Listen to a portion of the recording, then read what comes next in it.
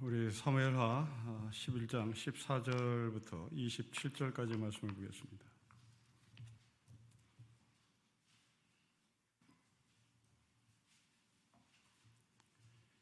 (11장) 14절부터 27절의 말씀을 우리 한 절씩 기도하겠습니다.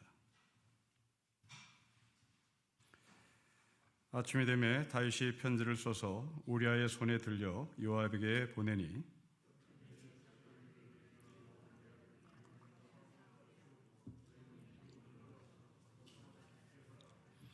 요압이 그 성을 살펴 용사들이 있는 것을 아는 그곳에 우리아를 두니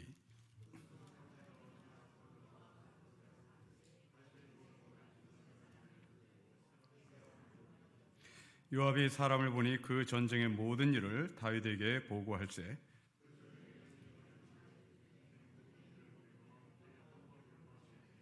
혹시 왕이 노하여 너에게 말씀하기를 너희가 어찌하여 성에 그처럼 가까이 가서 싸웠느냐 그들이 성 위에서 쏠 줄을 알지 못했느냐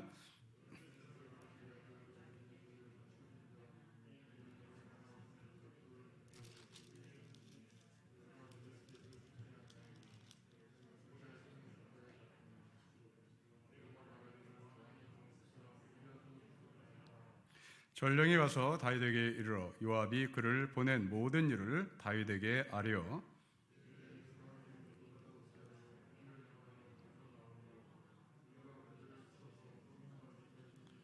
활 쏘는 자들이 성 위에서 왕의 부하들을 향하여 쏘매 왕의 부하 중 몇 사람이 죽고 왕의 종 햇사람 우리아도 죽었나이다 하니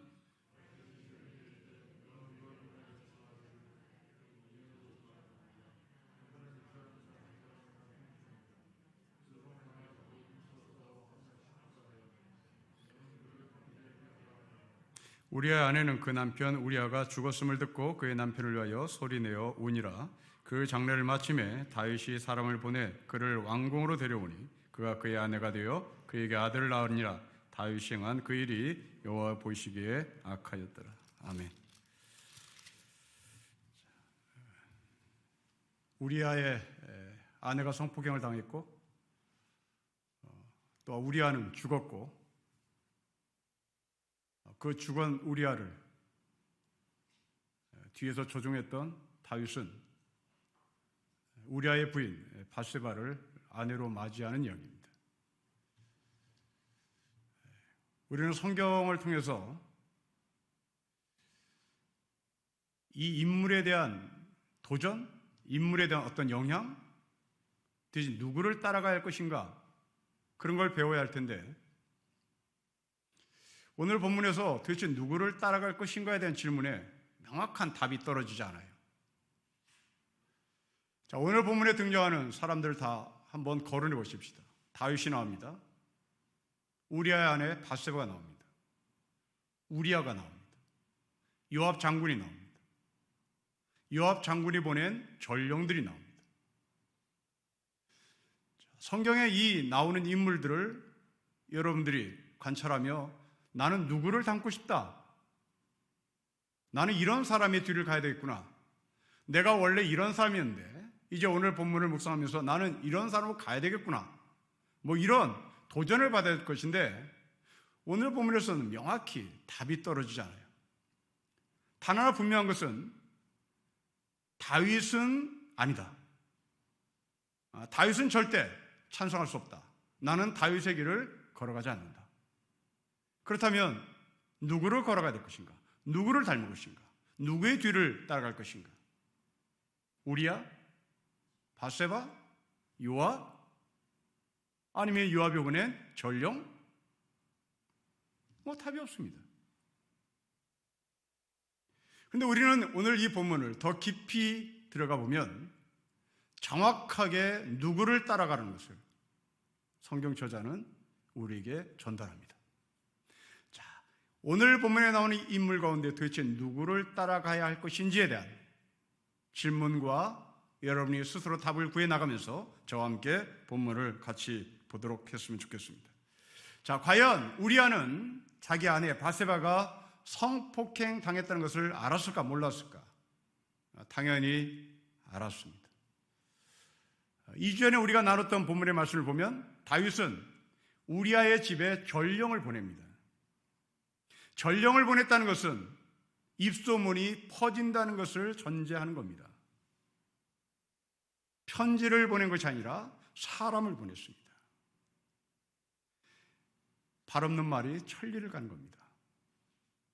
전령들이 가는 그 곳곳마다 다윗의 흔적이 남는 것이고 다윗이 그 전령들에게 맡긴 이야기들이 흘러나오는 겁니다.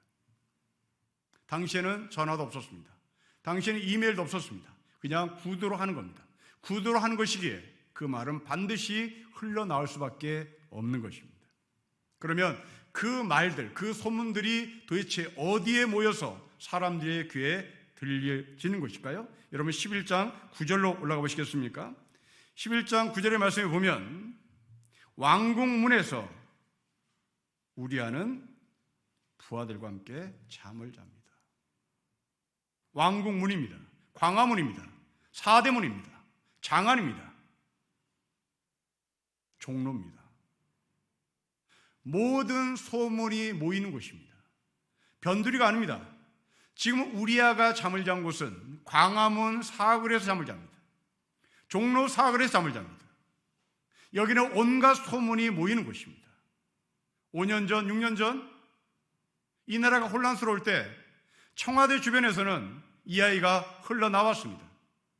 철통같이 청와대 정문을 방어하고 있는데 누군가가 들어가더라. 누군가가 들어갈 때 문이 열리더라. 이것은 좀 이상하더라. 이것이 5년 전, 6년 전 우리나라가 혼란에 쌓였을 때 파닥에 흘러나왔던 소문입니다. 우리아는 바로 그곳에서 잠을 잡니다. 당연히 자기 아내 바세바가 다윗에게 성폭행을 당했다는 소식을, 그 소문을 이 사람은 들었을 것입니다.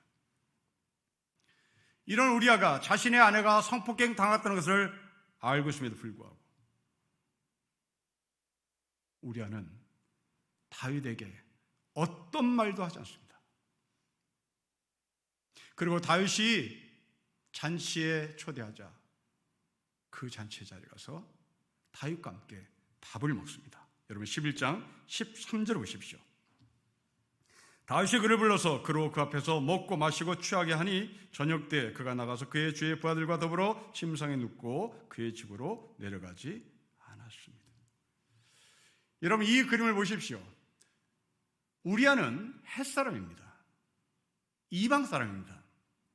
이방 사람이 이스라엘로 망명했다는 것인데 왜 망명했을까? 이유는 단 한 가지입니다. 출세입니다. 돈 벌기 위함입니다. 출세와 돈을 벌기 위하여 헷 족속의 공동체를 뒤로 하고 이스라엘 공동체로 망명한 우리아가 지금 출세의 저루의 찬스를 잡은 겁니다. 그게 다윗이 배설한 잔치 자리입니다. 여러분 여성들은 이 그림이 무슨 그림인지 잘 그리지 않습니다. 그러나 남성들은 이 그림이 정말 기가 막힌 그림입니다. 이 말을 우리 언어로 얘기하면 다윗이 우리에게 이렇게 얘기하는 겁니다. 너와 나는 한 배를 탄 것이다. 너와 나는 이제 남이 아니다. 이제 너는 나만 믿으면 된다. 이제 너는 이 잔치 자리에서 출세를 보장받은 것이다. 내 왕권이 존재하는 한 나는 너를 절대 버리지 않는다. 이게 바로 남성들이 모여서 술을 마시는 잔치 자리입니다. 지금 햇사람 우리아가 그런 절의 찬스를 얻은 겁니다. 여러분이 직장에서 상사가, 보스가, 회장이, 사장이 조용히 여러분을 부르며 술 한 잔을 건넵니다. 우리는 한 배 탔다는 이야기입니다. 느닷없이 묻는 겁니다. 아무 말도 하지 않습니다. 그냥 마셔. 내가 주는 술 마셔. 그 술잔에 담긴 메시지는 술을 받은 사람이 압니다. 내가 다윗에게 충성하면 나는 출세가 보장되는구나. 이것을 직감적으로 아는 것이 바로 남자들의 술세계입니다. 지금 햇사람 우리아는 바로 그런 절호의 찬스를 잡을 수 있는 좋은 기회의 자리입니다. 거듭 말씀이지만 이 사람은 이방 사람입니다. 얼마만큼 이 사람이 출세에 야망이 깊었느냐면 이 사람 이름이 우리아입니다.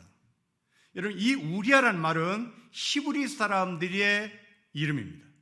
햇사람, 이 사람이 이스라엘로 망명을 해서 소위 창씨 계명을 한 겁니다. 얼마나 출세를 하고 싶었으면 자기네 이름을 버리고 우리아라고 하는 히브리 이름을 바꿨겠습니까? 일제강점기 때 얼마나 출세를 하고 싶으면 이 땅의 지식인들이 창씨 계명을 합니까?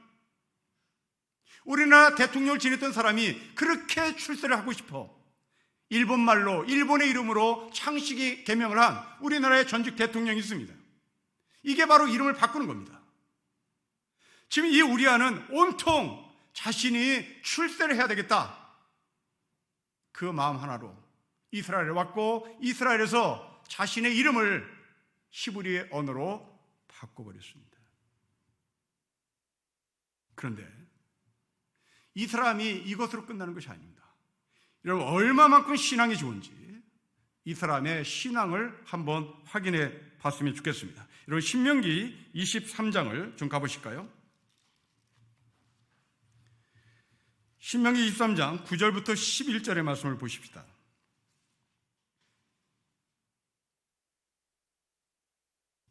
(297페이지에) 있습니다.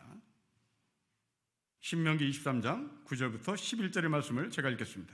너가 적군을 치러 출진할 때에 모든 악한 일을 스스로 삼갈지니 너희 중에 누가 밤에 몽설함으로 부정하거든 진영 밖으로 나가서 진영 안에 들어오지 아니하다가 해질 때에 목욕하고 해진 후에 진에 들어올 것이라는 명령입니다.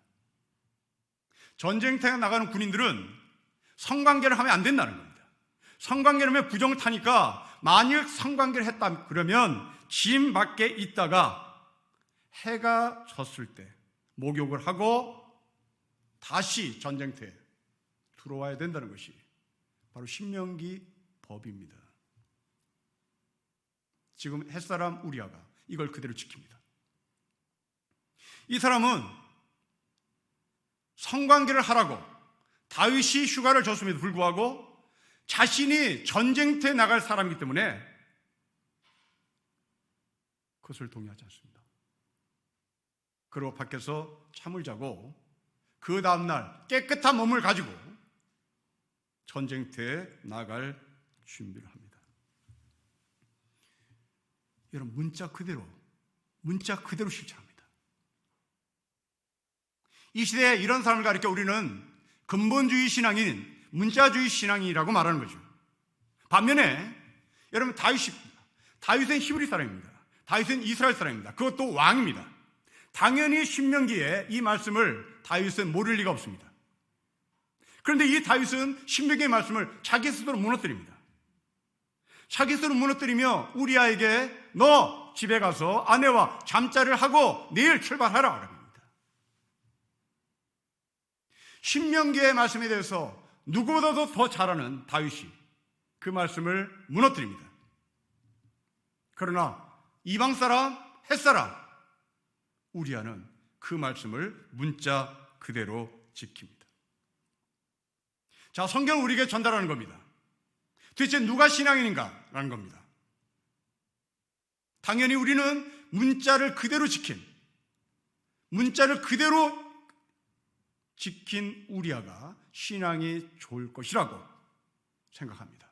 자, 이제 여러분 머릿속에 이제 다윗은 틀렸으니까 정리가 됐고 우리아가 문자주의적 신앙을 가지고 신명기의 말씀을 그대로 지켰으니 이 사람이 신앙이 좋다라는 것을 머리에 염두에 두시고 마지막 결론에 가서 과연 이 사람이 신앙이 좋은 사람인지를 확인해 보기를 바랍니다.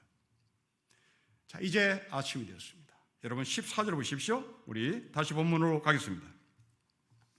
11장 14절 같이 읽겠습니다. 시작. 아침이 되매 다윗이 편지를 써서 우리아의 손에 들려 요압에게 보냅니다. 여러분 14절은 13절과 비교를 해보란 말입니다.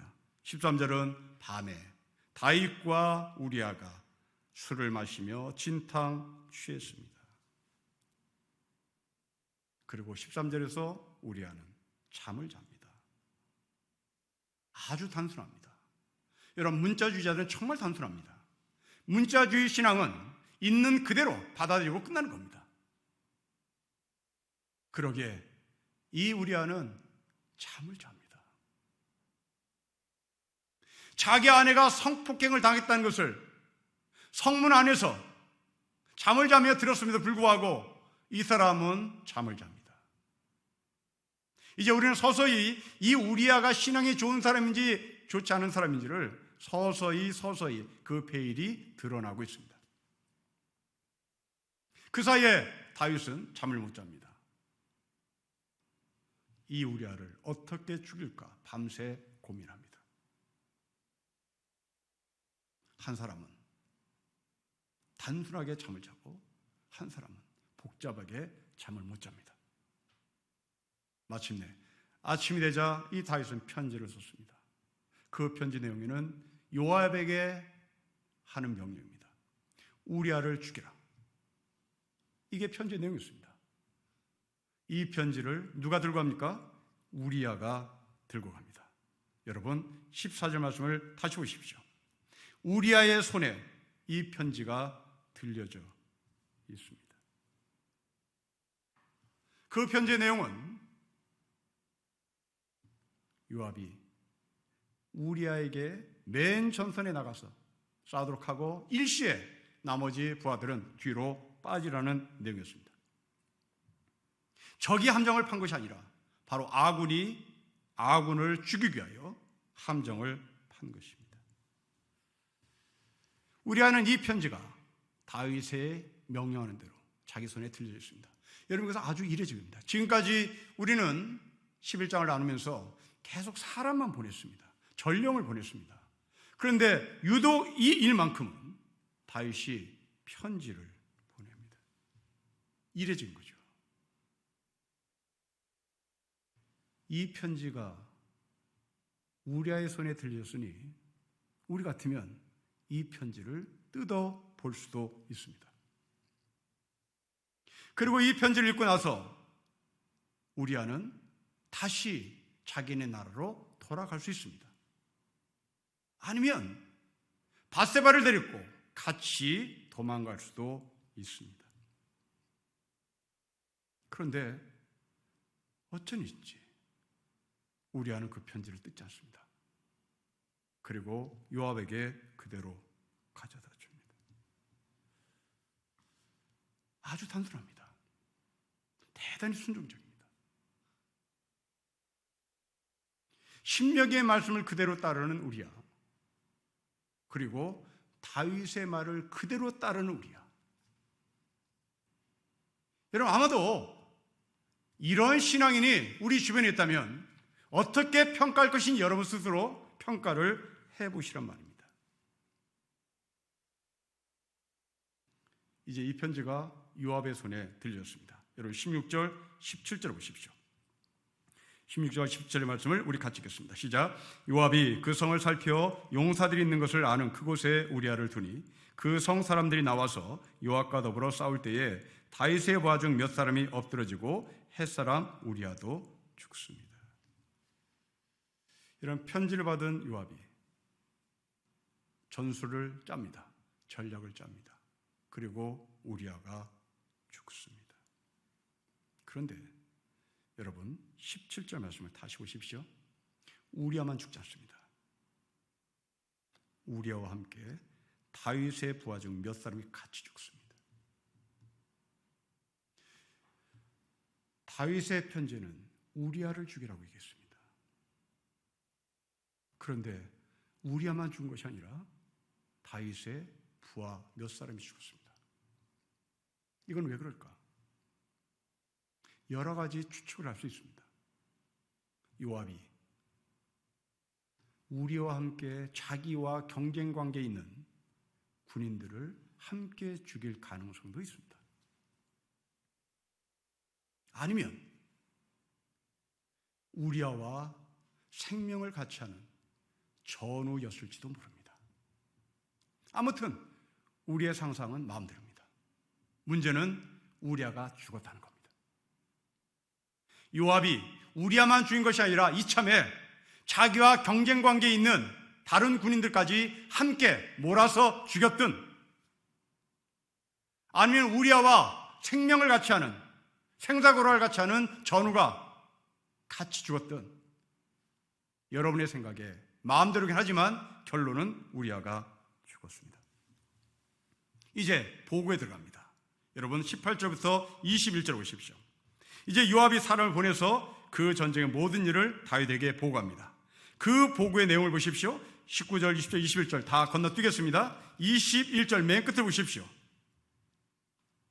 요압은 자기 전령에게 이렇게 보고하러 말합니다. 왕의 종 햇사람 우리아가 죽었습니다.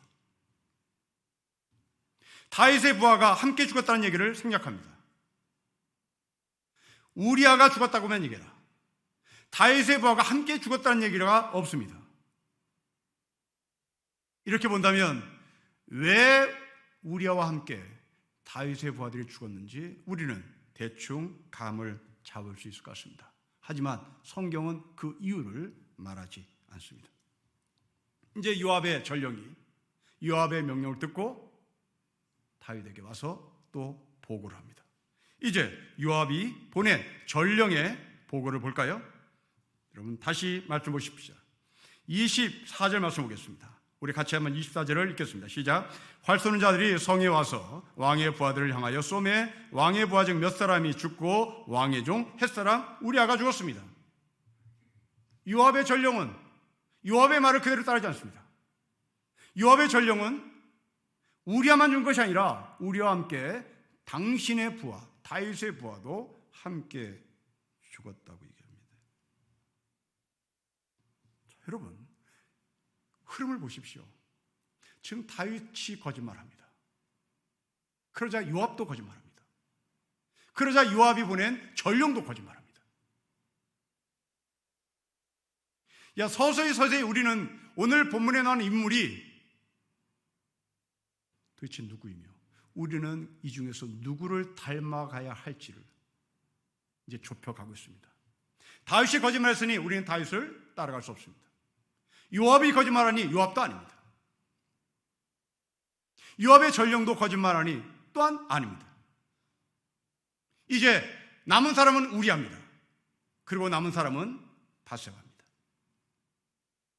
우리아는 신명기의 말씀을 그대로 순종하는 사람입니다. 아주 단순합니다. 동시에 다윗의 말도 그대로 받아들입니다. 전형적인 한국교회 신앙인의 모습입니다. 하나님의 말씀에 순종, 사람의 말에 순종. 정말 착한 사람입니다. 정말 반듯한 사람입니다. 어디 하나 흠이 없는 것처럼 보입니다. 자, 그러면 이 보고를 들었던 다윗의 마음을 좀 보겠습니다. 여러분 25절로 내려가 볼까요? 25절 우리 같이 읽겠습니다. 시작. 다윗이 전령에게 이르되 너는 요압에게 이같이 말하기를 이 일로 걱정하지 말라. 칼은 이 사람이나 저 사람이나 삼키느니라. 그 성을 향하여 더욱 힘써 싸워 함락시키라 하며 너는 그들을 담대하게 하라 하니라. 여러분 무슨 말일까요? 뭐 그런 거 가지고 싸우다 보면 그럴 수 있는 거지. 뭐 이 칼로 저 사람 죽일 수 있고 저 칼로 이 사람 죽일 수 있는 거지. 다윗의 한 가지 오직 목적은 우리아가 죽었느냐입니다. 우리아의 주변의 사람이 죽었는지 안 죽었는지 관심 없습니다. 그냥 우리아가 죽었는지에 대한 보고를 받고 이 다윗은 모든 것이 다 풀렸습니다. 자, 이때 자기의 남편이 죽었다는 소식을 들은 우리의 아내 바세바의 모습을 보겠습니다. 여러분 26절을 우리 같이 읽어보겠습니다. 시작. 우리의 아내는 그 남편 우리아가 죽었음을 듣고 그의 남편을 위하여 소리내어 웁니다. 여러분 대단히 충격적인 표현을 보셔야 되는데요. 25절에 바세바라고 말하지 않습니다. 우리아의 아내라고 합니다. 당당히 이 여자가 이름이 있습니다. 이 여자가 이름이 있음에도 불구하고 왜 바세바라고 말하지 않고 우리아의 아내라고 표현했을까요? 이 사람이 미천한 여인이어서 그럴까요? 그렇지 않습니다. 여러분, 우리가 우리아의 부인 바세바의 이력을 살펴봤습니다. 바세바의 아버지는 다윗의 참모였습니다. 그리고 바세바의 할아버지는 다윗의 고문이었습니다. 뼈대 있는 집안입니다. 이 뼈대 있는 집안, 딸, 손녀딸, 이 여자가 햇사람, 이방사람 우리아와 결혼을 했습니다. 여러분, 슬피 울었다라고 하는 이 의미가 단순히 남편이 죽었다는 의미가 아닙니다. 여러분, 상상해 보십시오. 이 바세바가 슬피 울 때 그 울음 속에 담겨진 의미가 무엇인지를 생각해 보십시오. 거듭 말씀드립니다. 바세바는 뼈대 있는 집안의 딸입니다. 그리고 뼈대 있는 집안의 손녀입니다. 히브리 사람입니다. 그렇다면 이 바세바는 할아버지가 점찍어주는 남자와 시집을 가면 그냥 신세 풀리는 겁니다. 그럼에도 불구하고 이 바세바는 우리아와 결혼합니다. 햇사람과 결혼합니다. 여러분, 이게 무슨 그림이냐면 삼성 가문의 딸이 조선족 남자와 결혼한다 이 말입니다. 삼성 가문의 딸이 일본 사람과 결혼한다 이 말입니다. 아니, 삼성 가문의 딸이면 가만히 있어도 멋진 남자들이 줄 서 있습니다. 아버지가 점지해주는 남자와 결혼하면 다 되는 거예요. 이게 바세바의 위치였습니다. 그렇다면 이 바세바는 어떻게 햇사람하고 결혼했을까? 이것은 자기의 고집이었던 거죠. 자기의 결정이었습니다. 여러분, 이 시대의 젊은이들 결혼의 기준은 절대 햇사람하고 결혼하지 않습니다. 내 신분이 어딘데, 내 위치가 어딘데, 그리고 아버지가 소개해주는, 할아버지가 점지해주는 그 남자와 결혼하고 그 여자와 결혼하면 되는 거죠. 절대 밖을 쳐다보지 않습니다.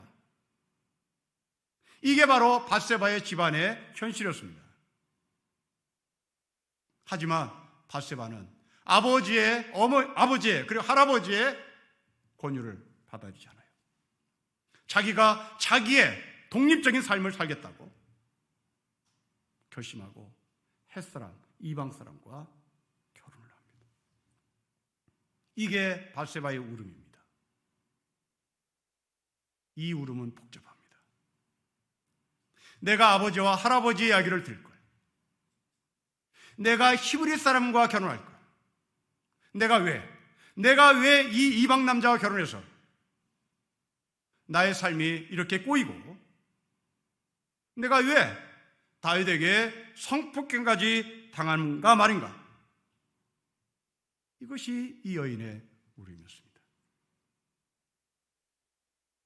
우리아의 아내. 여러분, 이 말씀을 기억하셔야 합니다. 이 표현을 기억해야 합니다. 근데 놀랍게도 이 표현이 마태복음 1장의 예수의 족보에도 그대로 인용합니다. 예수의 족보에도 바세바가 솔로몬을 낳았다고 말하지 않습니다. 우리아의 아내가 솔로몬을 낳았다고 얘기합니다.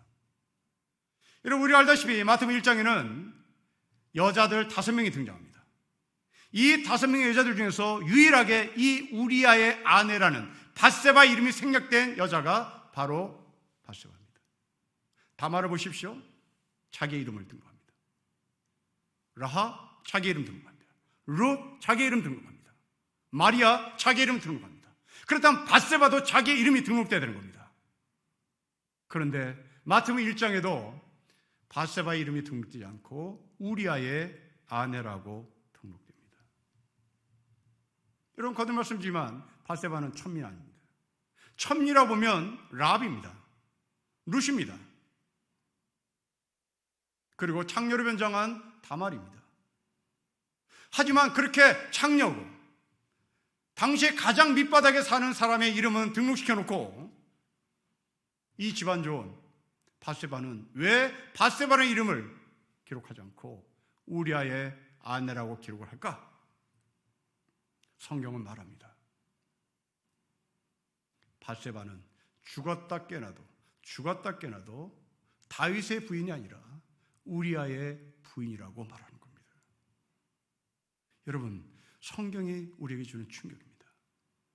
저자는 밧세바가 다윗의 부인이라는 것을 말하기를 그렇게 싫어해요. 끝까지 우리아의 아내라고 하는 말을 하고 싶어 합니다. 여러분, 27절 가보십시오. 27절 가보시면 이런 표현이 있습니다. 그 장례를 마칠 때 다윗이 사람을 보내 그를 왕궁에 데려오니 그가 그의 아내가 됩니다. 다윗이라는 말을 쓰기 싫어해요. 3인칭을 써버립니다. 다윗이라는 말을 입 밖에도 내고 싶어 하지 않습니다. 제 아무리 다윗이 유명한 사람이고 권력을 가진 사람이라 할지라도 이 사무엘 말씀을 기록한 저자는 그 사람일 뿐인 겁니다. 그러나 우리아는 이름을 등록합니다.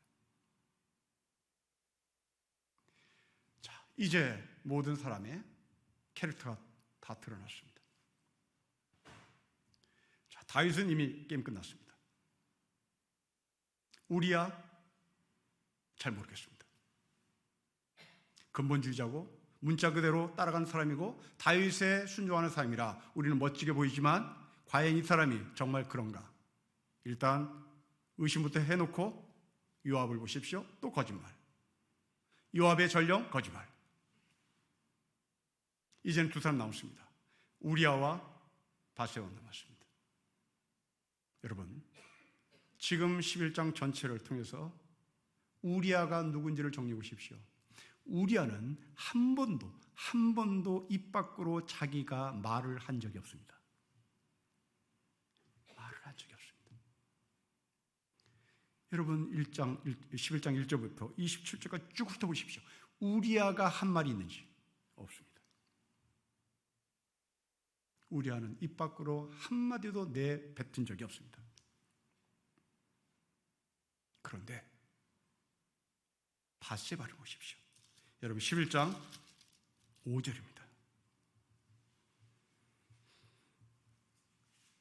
그 여인이 임신하매 사람을 보내 다윗에게 말하이르되 내가 임신했습니다. 밧세바의 딱 한마디입니다. 누구 앞에서요? 왕인 다윗 앞에서요. 왕은 생사여탈권을 쥐고 있는 사람입니다. 그 다윗 앞에, 초권력을 갖고 있는 다윗 앞에 밧세바가 내 몸에 당신의 아이가 있습니다. 나는 임신했습니다. 자, 이제 정리가 됐습니다. 다윗 하나님의 말씀을 허물어뜨린 사람입니다. 그리고 거짓말에 거짓말합니다. 요압 거짓말합니다. 요압의 전령 거짓말합니다. 이제 두 사람이 남았습니다. 우리아 하나님의 말씀을 문자 그대로 믿고 따르는 사람입니다. 그리고 다윗에게 순종하는 사람입니다. 그러나 우리아는 다윗의 잘못 앞에 이런 방구도 하지 않습니다. 반면에 밧세바는 당신의 씨가 내 몸에 있다고 저항합니다. 답이 나왔습니다. 누구를 따를 것인가? 우리의 신앙은 어디로 가야 합니까? 다윗처럼 거짓말 하시겠습니까? 요압의 전령처럼 거짓말 하시겠습니까? 아니면 우리아처럼 눈 딱 감고 그냥 사시겠습니까? 아니면 밧세바처럼 초권력 앞에 내 몸에 당신 아이가 있습니다. 저항하시겠습니까?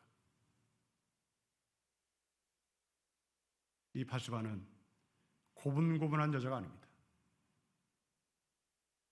예수의 족보에 나오는 5명의 여자들, 순종적인 여자 아닙니다. 하늘하늘한 여자 아닙니다. 고분고분한 여자 아닙니다.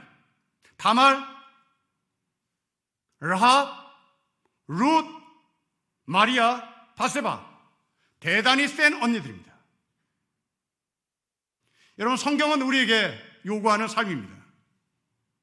성경은 우리에게 순종적인 삶을 요구하잖아요. 그 순종이 누구의 순종이냐고 묻는 겁니다. 악 앞에서도, 불의 앞에서도 눈 딱 감고 순종하는 순종이 아니라 그 불의와 그 권력 앞에 당당히 맞설 수 있는 센 언니 다말, 라, 룻, 마리아, 그리고 바세바. 이게 우리가 가져야 할 신앙이라는 얘기입니다. 한국교회 교인들은 여기에 약합니다. 지금 여러분들은 여기에 나온 많은 인물들을 바라보며 도대체 누구를 닮아야 될지 감이 잡히지 않았을 겁니다. 그러나 살피고 보니 딱 한 사람만 남습니다. 그것은 바세바입니다. 성도 여러분, 여러분들이 이 바세바처럼 당당하게 살 수 있었으면 좋겠습니다. 나는 몰라. 내 아내가 성폭행 당한지 나는 알지만 나는 모르겠어. 눈 딱 감고 겨우 자기의 삶을 보존하는 그런 우리야. 성경은 이 사람을 원하지 않아요.